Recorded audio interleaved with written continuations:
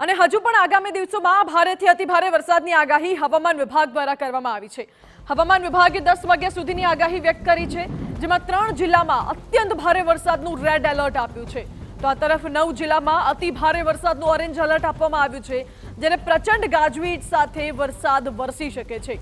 મધ્ય ગુજરાત અને દક્ષિણ ગુજરાતને ઘમરોળી શકે છે મેઘરાજા, તો સૌરાષ્ટ્રમાં પણ અતિભારે વરસાદની આગાહી હવામાન વિભાગ દ્વારા કરવામાં આવી છે।